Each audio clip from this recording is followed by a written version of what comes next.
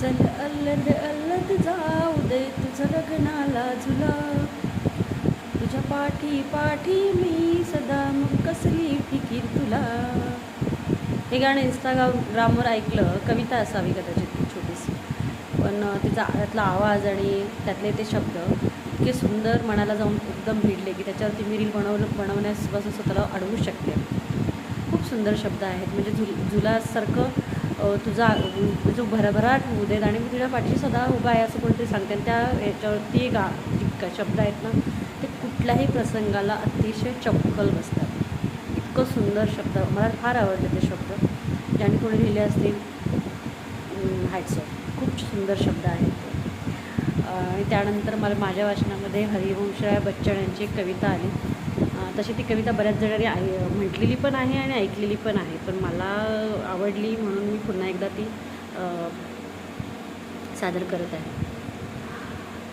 मंजिले मिले ना मिले, मंजिले मिले ना मिले ये तो मुकद्दर की बात है, हम कोशिश भी ना करे ये तो गलत बात है, हम कोशिश भी ना करे ये तो गलत बात है. मला ह्यावरून एक गोष्ट आठवते, काही वर्षांपूर्वी वाचली होती. एक झाड तोडायचं होतं आणि त्या झाडावरती एक माणूस 99 वेळा घाव घातला, पण ते झाड काही तुटलं नाही आणि त्याने तो प्रयत्न अर्धवट सोडला आणि तो तिथून निघून गेला. तिथूनच दुसरा माणूस आला लगेचच आणि त्याने एकच घाव घातला आणि त्यानं ते झाड तुटलं गेलं. म्हणजे ज्यानं 99 घाव घातले त्याचं काम नव्हतं का, पण त्याला यश मिळालं नाही कारण त्याने ते अर्धवट सोडलं. कदाचित त्याचा शेवटचा घाव त्याला यश मिळवून देऊ शकला असता. म्हणजे नशीब आणि कोशिश ह्या दोन गोष्टी एकमेकांसोबत चालतात. तुम्ही जर प्रयत्न करत राहिलात, सातत्यानं प्रयत्न करत राहिलात, तर तुमचं नशीब तुम्हाला नशिबाला तुम्ही साथ द्यायला भाग नक्की पाडू शकता. आता पुढे, जिंदगी जख्मों से भरी है, जिंदगी जख्मों से भरी है, वक्त को मरहम बनना सिखा लो. जिंदगी जख्मों से भरी है, वक्त को मरहम बनाना सीख लो. हारता तो है एक दिन मौत से, हारना तो है एक दिन है मौत से, फिलहाल जिंदगी जीना सीख लो, फिलहाल जिंदगी जीना सीख लो.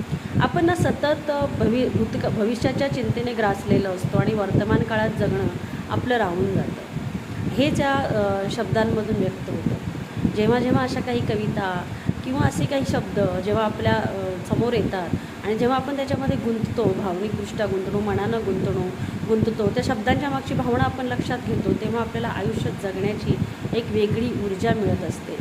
त्यामुळं पुस्तकांमधले शब्द वाचणाऱ्याच्या भावनेवरती त्याचा अर्थ काढत असतं. त्यामुळे पुस्तक वाचताना त्यातली भावना लक्षात घेणं खूप गरजेचं आहे. कधीकधी आपण सरळ वाचत जातो पण आपल्याला कळत नाही.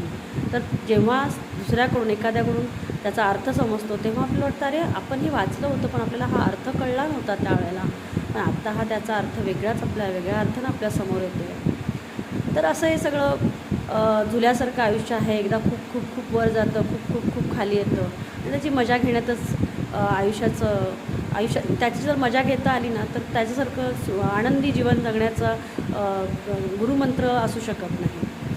मी शब्दताज तुळसा आज इथेच थांबते आहे. माझ्या चॅनलला लाईक आणि सबस्क्राईब करा, शेअरही करायला विसरू नका. धन्यवाद.